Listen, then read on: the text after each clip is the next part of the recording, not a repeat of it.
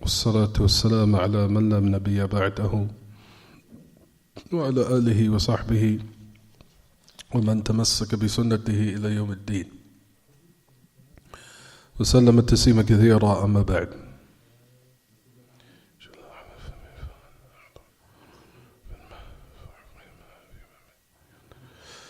we will continue in regards to what we discussed previously, or actually before Salat al-Maghrib. So we said, Ya Ma'ashar al-Ikhwa, in regards to a person that now is in a state of forgetfulness, then what do we say? No matter if he eat 2 meals or 1 meal, as long as he's in a state what they call nisyan, a state of forgetfulness, then that person will still continue his fast and complete it. Next question. رجل أغمي عليه وصار أثناءه الإغماء يحرك رأسه ويخرج اللعاب من فمه فقام شخص حضره فرشه بالماء فحقن ماء في فمه فهل يفطر أم لا؟ Another question.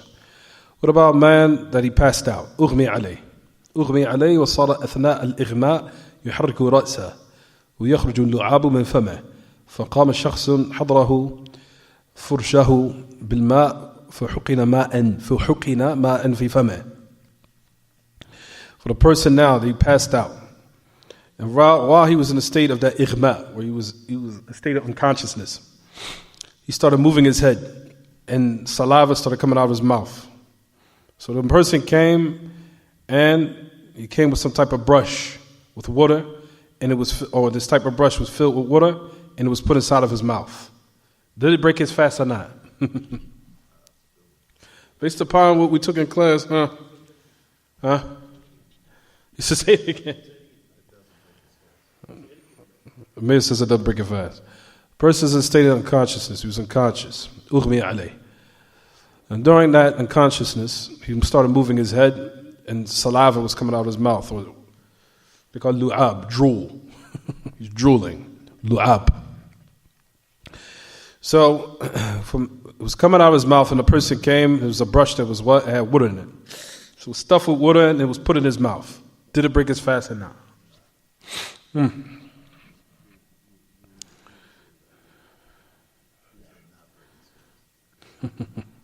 We'll give it a question. We're going to answer right quick.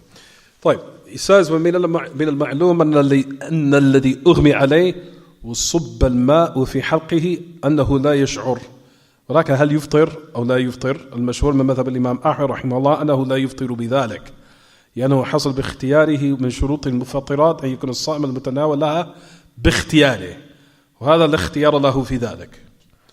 First thing we say, it is known that if a person is in a state of unconsciousness and water was poured inside of his throat or his mouth and he doesn't feel it, does it break the fast or not? What is the mashhur from the madhab of Imam Ahmad, the Shaykh Uthaymin mentioned in this, that does not break the fast. He says because it took place without his own not knowledge, his own choice. Because we said what is done with his own choice is what breaks the fast. What's not done with his own choice, jayyid. We know from the conditions of what breaks one's fast is that one that he attains something that will break it intentionally or by his own choice or by his own accord. Right, everyone?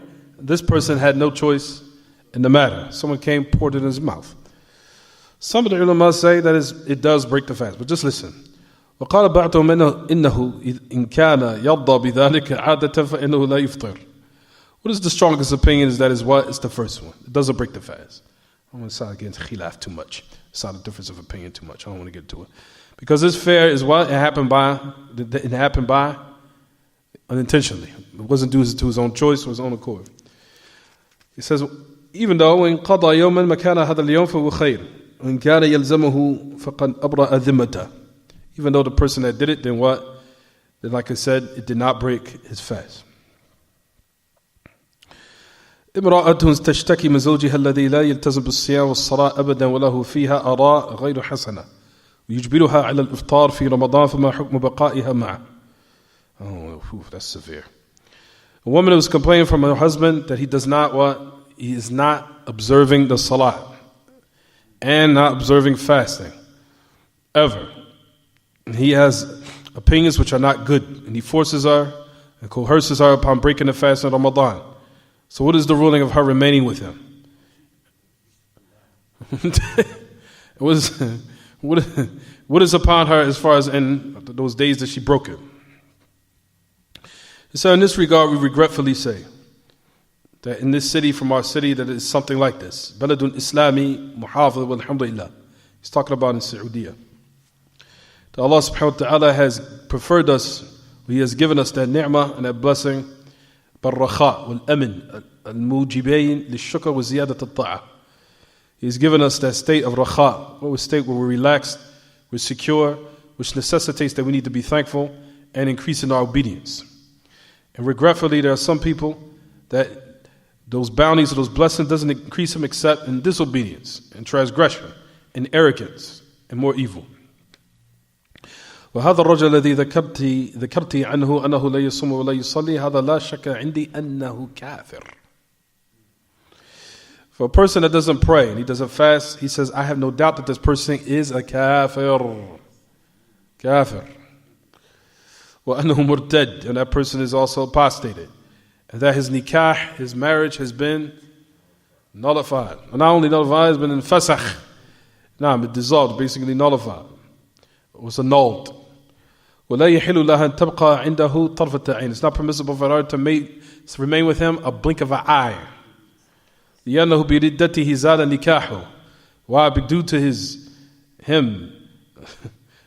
ridda or him apostating, his marriage also likewise went away.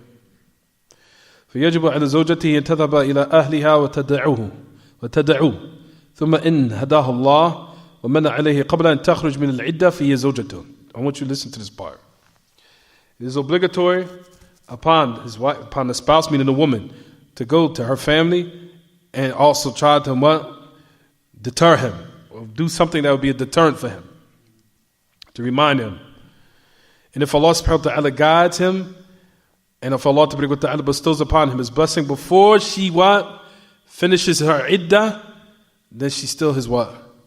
She's still his wife. She's still his wife. If the iddah is over, then what?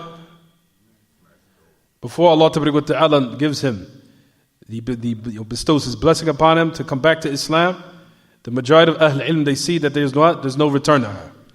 إلا أن يرجع إلى الإسلام فتحل له بعقد جديد ويرى بعض أهل العلم أنها إن شاءت رجعت إليه بدون عقد فيكون الخيار لها إن شاءت رجعت إذا تاب وأناب إلى الله وإن شاءت لم ترجع وهذا هو الصحيح. Just listen to the whole thing. Everybody listen to the whole thing. So it's upon the wife to go to her family and to deter him. And if Allah subhanahu wa ta'ala bestows his guidance and bestows upon him that blessing before the iddah is over, then he's still her husband, or she's still his wife.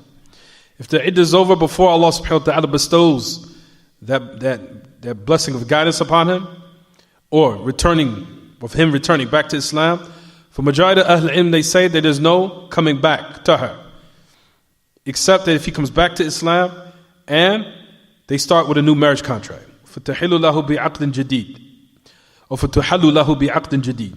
And some of Ahl Ilm, now listen to this last part, they say if she wants, she could go back to him without a contract. And the choice would be for her. If she wills, she could go back.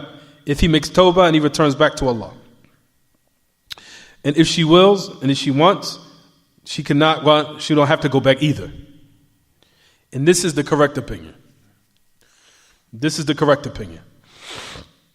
If she wants, and he comes back to Islam, starts praying, then she could go back to him. There's a hadith in Kitab al-Nikah that supports this. Bulugh al-Maram. About the man who woman became Muslim. He remained a kafir. I'm going to bring this hadith because a lot of people probably some people probably heard of it. It's in Kitab al-Nikah. It's in there. A woman became Muslim. She stayed a kafir. He remained non-Muslim. Months went by. Months went by. A long period of time went by. Let's just say for that. He became Muslim. So when the Messenger of Allah, they were married before. They were married. course, when he's a kafir and she's a Muslim, khalas. But listen, in the narration it says he became Muslim. So the Messenger of Allah sallallahu allowed them to resume the marriage, and he did not do any what? No marriage contract. I'm going to bring it to you. A lot of people have not heard that narration. I'm going to bring it to you. Don't worry. It's authentic. Yes. Yes. A couple of people, when I read it to them, it blew their minds. I never heard of that hadith. That's the reason why we come to class. We come to class. Well, if it was the fact that we knew everything, why would you have to come to class? Why would we have classes if you already know everything? Khalas, there's no need for me to come. The hadith in I'll give it to you. Don't worry, I'll show it to you. He says, and that was a hadith. He did not perform a marriage contract. They just united. No marriage contract. They was married prior, before Islam. Both of them. They was husband and wife. She became Muslim. He remained in state of kufr for a certain amount of time. Then he became Muslim. He went back to her. They went back to each other without no marriage contract. Absolutely. They separated.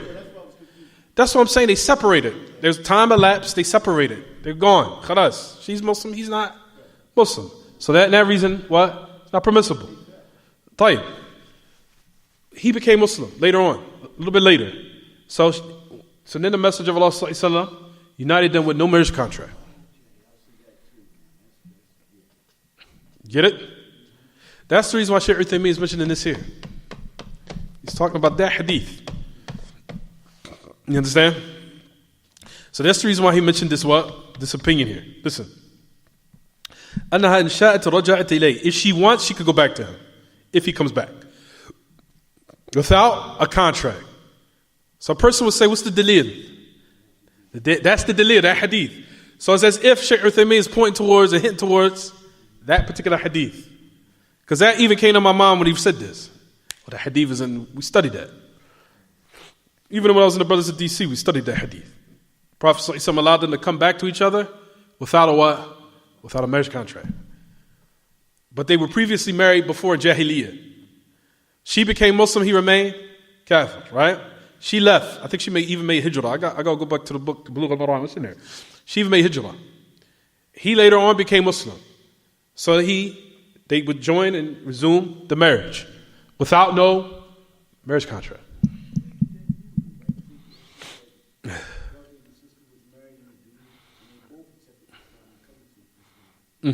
Absolutely. Without renewing the contract. Absolutely. It's permissible. Absolutely. Correct. Tayyib. So this is the correct opinion. If she wants, she could go back to him if he makes tawbah and starts praying again and observing the salah. And if she will, she could what? She doesn't have to return back to him. That's the correct opinion. As for him forcing her to what? To break her fast. If he has coerced her or forced her, and she's not able to repel him or prevent him, there's nothing upon her. As for in the future, فَمَا دُمْنَا قُلْنَا إِنَّهُ يَجِبُ عَلَيْهِ أَن تَذَهَبَ إِلَىٰ أَهْلِهَا فَإِنَّهَا قَدْ تَخَلَّصَتْ مِنْهُ إِنْ شَاءَ اللَّهِ. He wasn't playing around when it came to him. He says, as for in the future, as long as we say, it's upon her to go to her family until she's rid herself of him. Until he starts to what? Pray. And Allah subhanahu wa ta'ala blesses him to come back to the fold of Islam. Tayyib. So as long as it's in iddah, that's the correct opinion. If he stops praying, if she wants, she could what? Come back. But like I said, I'm going to bring the hadith and Bulugh al-Maram and I'll show you guys. Because they even had a little ishkal amongst Ahl ilm. Because a long time elapsed. I think it was like I said, it was a good amount of time where they were separated. And he became Muslim, came back, khalas, didn't have to even renew the marriage. With no marriage contract. There's nothing strange about that. We'll talk about that and I'll bring that narration. Anyway. Next question. هل يؤثر على الصوم استنشاق الدخان الصادر من المصانع؟ Does it affect one's siyam? A person that sniffs dukhan, sniffs smoke. Istinshaq is a little bit more on a higher level than what they call shem. Shem is just sniffing, just smelling. Shem is, or istirwah, or yastarwihu, or yashummu, or shem means to smell. To just go like this. Istinshaq is on another level. It's like, It's like on a whole nother level. يستنشق. like خرجنا إلى البر لكي نستنشق الهواء النقي. We went out to the whole field in order to smell the fresh air. Not only smell the fresh air, but like the intake that fresh air. نستنشق الهواء النقي. طيب. Now, if this comes or emanates from the masani', from those industrial factories, the smoke comes out. Somebody يستنشق. Keep in mind the qawaid that we just said. The principles. What's done purposely or not intentional? All right. Go back to those things. Not intentional or intentional, huh?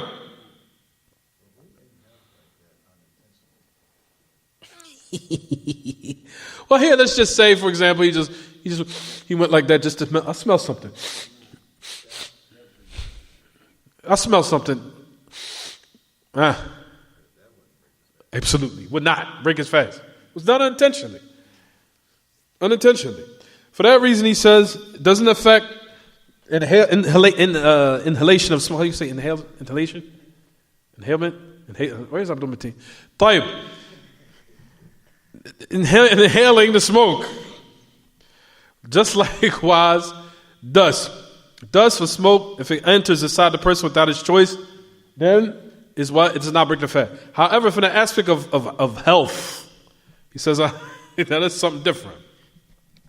But at any rate, he even gives the munasabah. He said, let me just read it quickly.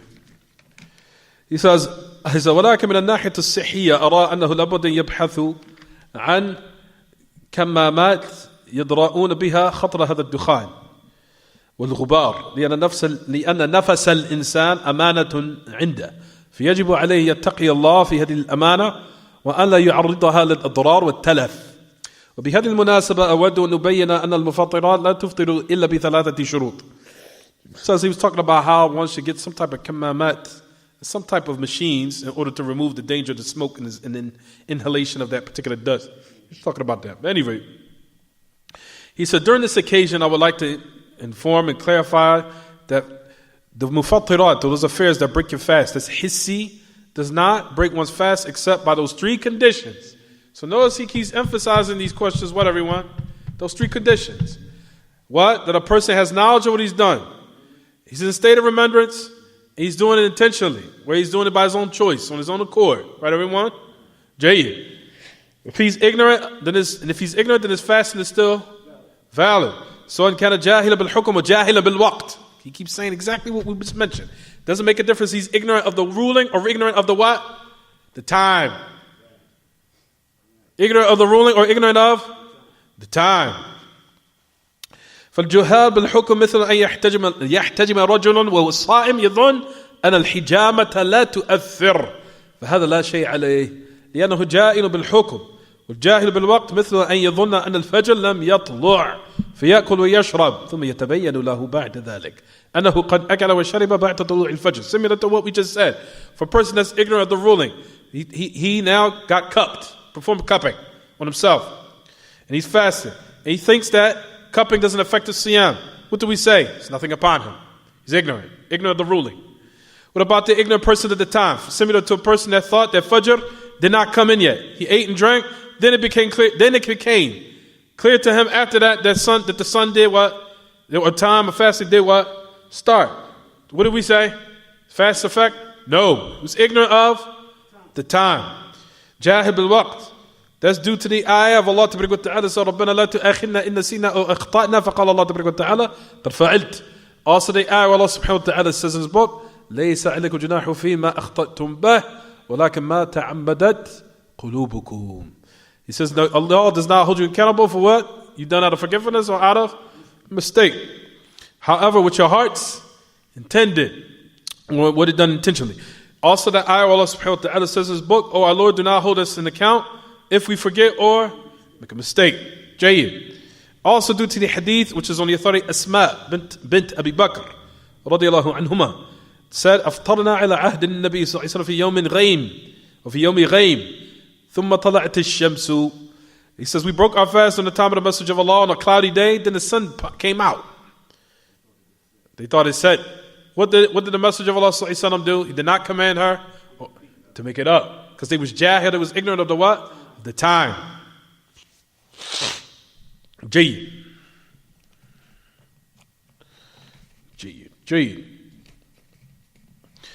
What about a question? عمن يطحن الحبوب إذا تطاير إلى حلقه شيء من جراء ذلك وهو صائم فهل يجرح أو يجرح ذلك صوما?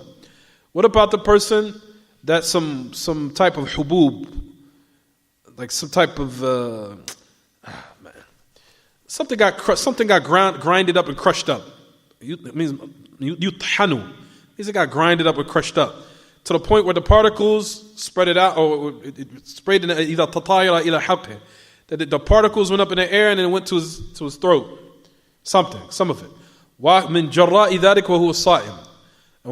And during that time he was fasting. Does it affect his fast? Ahsantum. It was not done what? Intentionally. Jayyid. Mumtaz. What about a person? Good question. A person fasting, his thoughts overtook him and he ejaculated. Is his fast correct? Is fast valid or not? رجل صائم غلبه التفكير فأنزل هل يفسد صومه بذلك. Person fasting, thoughts overtook him, he's thinking.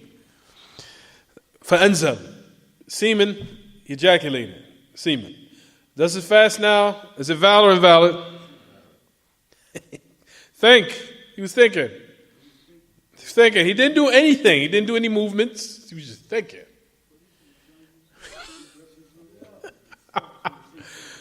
طيب إذا فكر الإنسان في الجماع والصائم وأنزل بدون أن يحصل منه أي حركة بل مجرد تفكير فإنه لا. This is. I want you guys to think.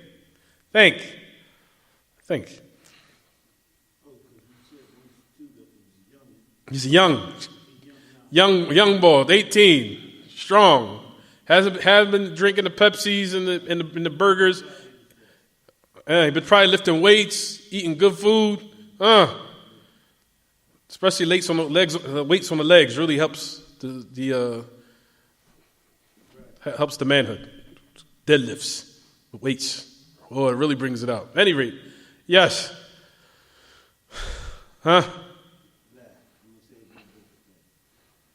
Good. I'm glad he changed his answer now.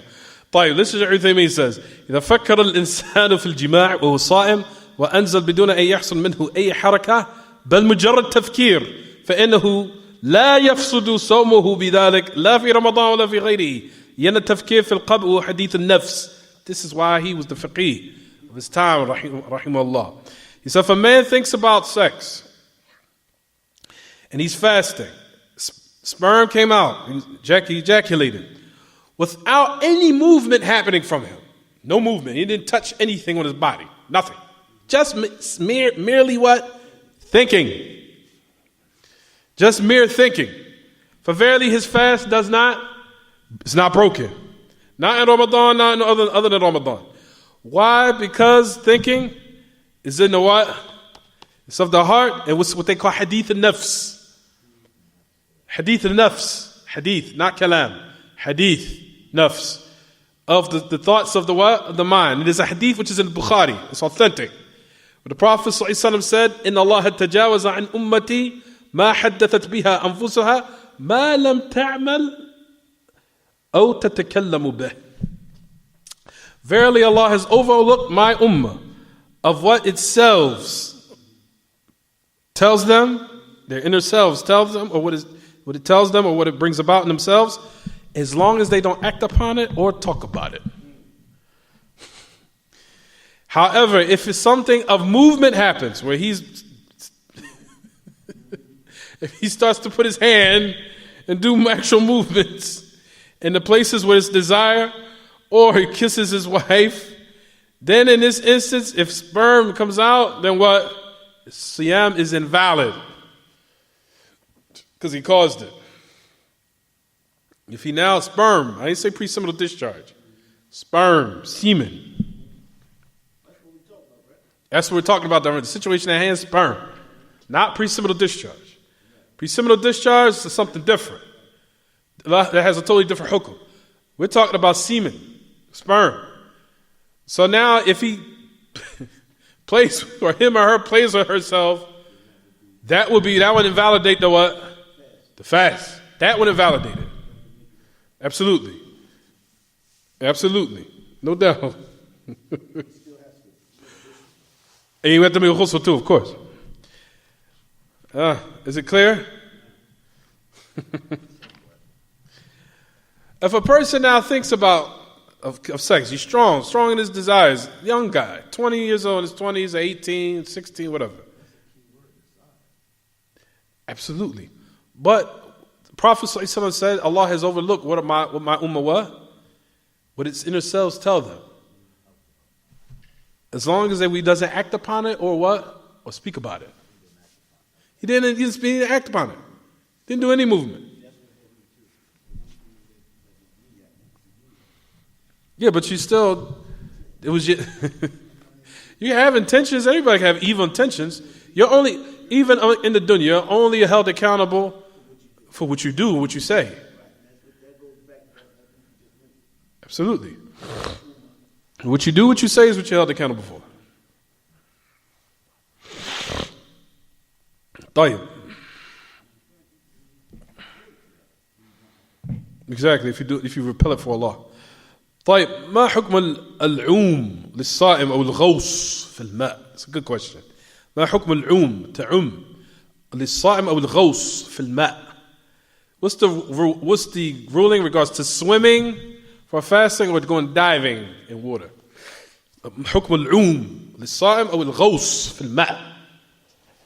Swimming for fasting or diving in water? Good question. Good question.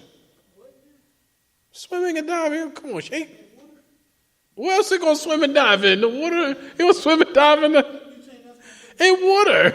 He going to swim and dive. We can swim and dive in the tub.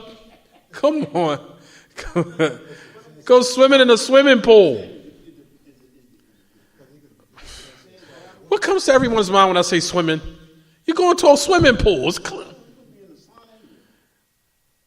Swimming, when you go into a pool and swimming, I think it's clear.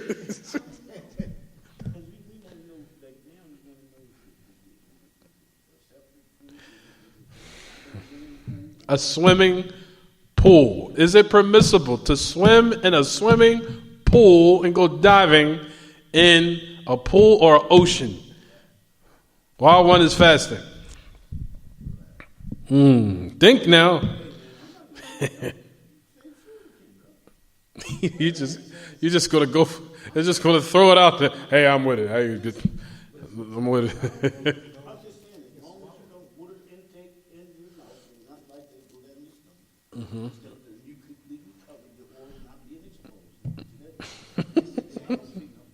طيب. Listen, so we can finish up. لا بأس يغوص الصائم في الماء أو يعوم فيه أو يسبح. إن ذلك ليس من المفطرة، والأصل الحل حتى يقوم دليل على الكراهة أو على التحريم، وليس هناك دليل على التحريم ولا على الكراهة، وإنما كرهه بعض العلم خوف ما يدخل إلى حلقه شيء وهو لا يشعر به. To the end of it. No problem. Is it raining?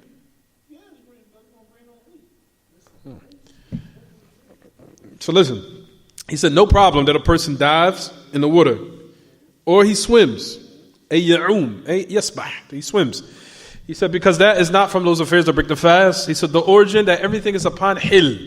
Everything is upon what is halal until there's everything as far as mu'amalat in the aspect of affairs which you deal with. That's not pertaining to the usul. The usul and the ibadah, everything's haram until there's a dalil.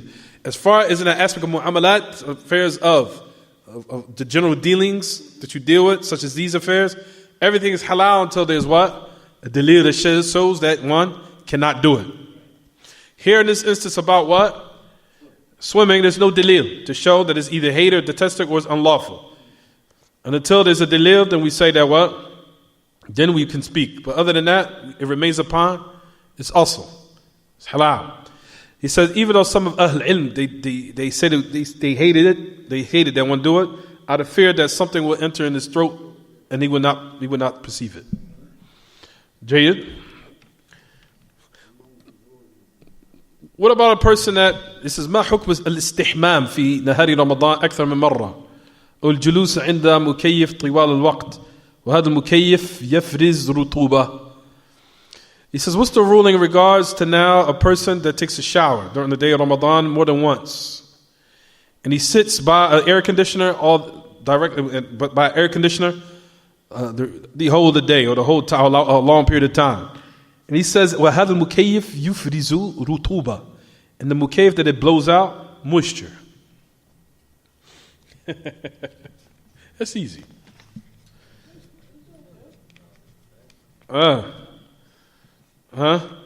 سبق الكلام في جواب سابق مما أو بما يدل على أن ذلك جائز وأنه لا بأس به, وقد كان الرسول صلى الله عليه وسلم يصب على رأسه الماء من الحر أو من العطش وهو صائم, وكان ابن عمر رضي الله عنه يبل ثوبه وهو صائم بالماء لتخفيف شدة الحر والعطش والرطوبة لا تؤثر.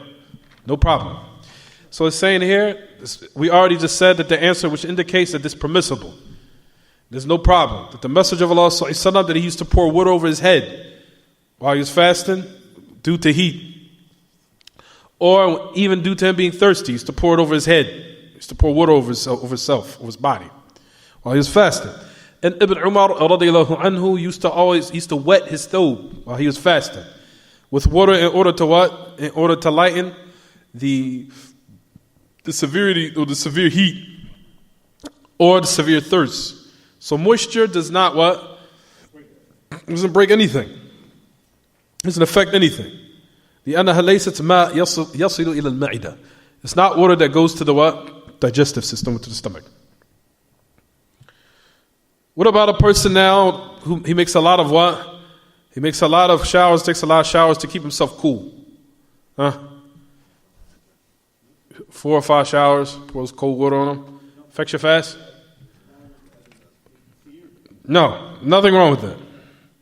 Nothing wrong with that.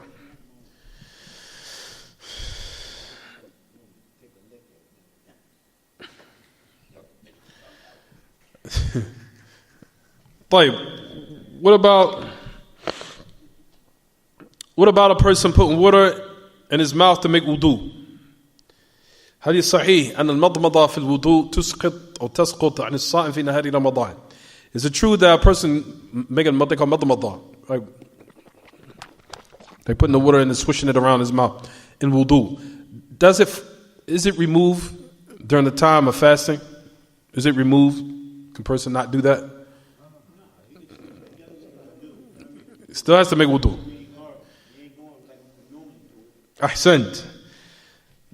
Of course, ahsant. The Prophet ﷺ said in the authentic hadith we know, on the authority of Luqayt ibn Sabura, where he said, بالغ في الاستنشاق استنشق.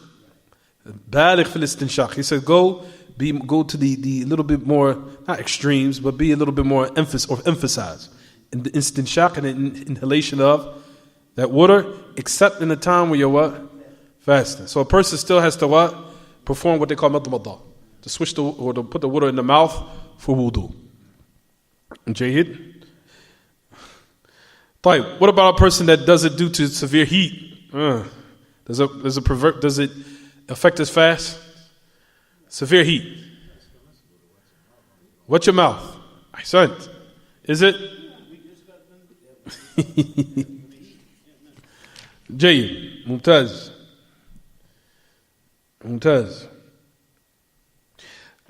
Question. هل يبطل الصوم باستعمال دواء الغرغرة? The sawm now, is it invalidated by using what they call medicine, which is a gargling type medicine, a gharghara, a gargling type medicine. Like a medicine a person uses and he has to gargle with it, basically. Gharghara. But does it break the fast, though? You just say break the fast? It just breaks the fast? Of course. Listen to the answer. does not invalidate one's fast as long as he doesn't swallow it. However, he should not do it unless there's a severe dire need to do it. However, we don't say it breaks the fast as long as it doesn't enter in the stomach. So he's not saying he's haram. He just say he should. No. We already took that.